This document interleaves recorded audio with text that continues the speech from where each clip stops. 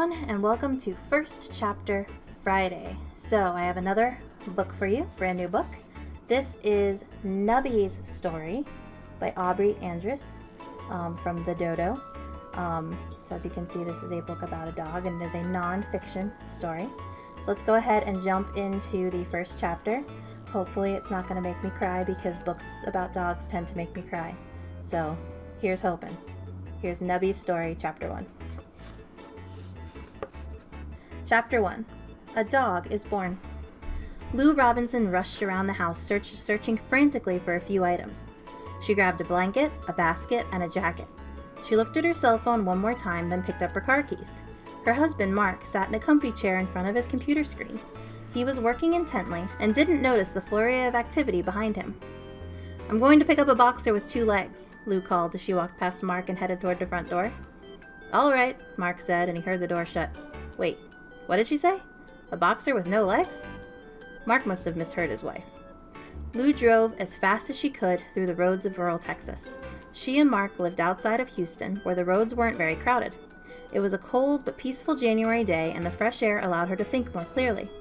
Just minutes before, she had gotten a text message from a friend of a friend. It was a picture of a little white animal. The first thing that popped into her mind was, what's going on here? She immediately called her friend back.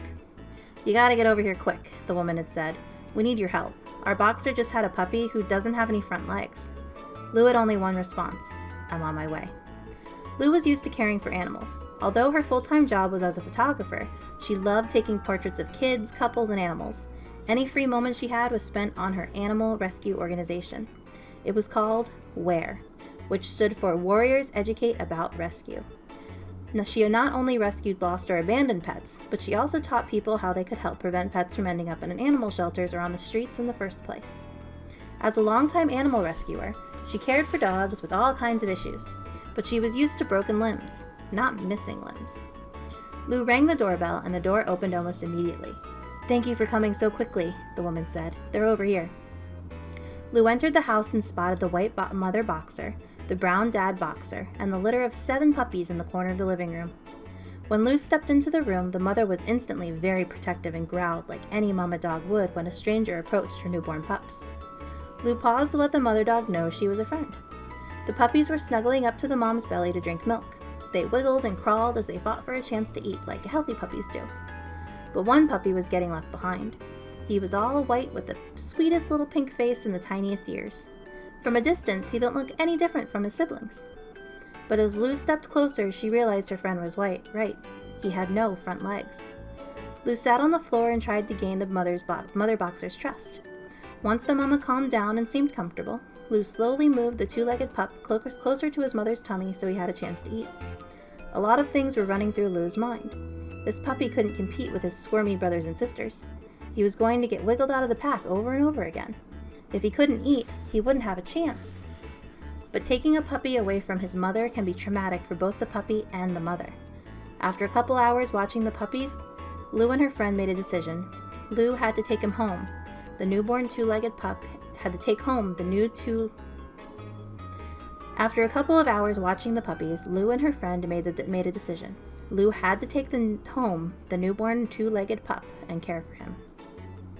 Lou burst through the front door of her house with a small bundle in her arms. A cold breeze followed behind her. "Did you say you were going to get a boxer with no legs?" Mark asked. "No, 2 legs," Lou said.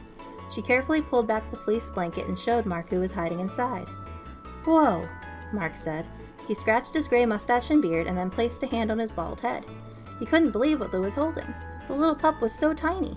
He had been born just 5 hours ago. He weighed less than 1 pound, and he only had 2 legs.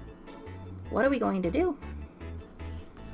So, that is the first chapter of Nubby's story.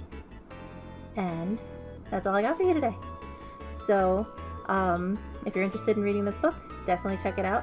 It looks like it's going to be a happy dog book. There's not enough of those in the world. So, thank you so much. Have a great weekend, and I will see you next week. Bye.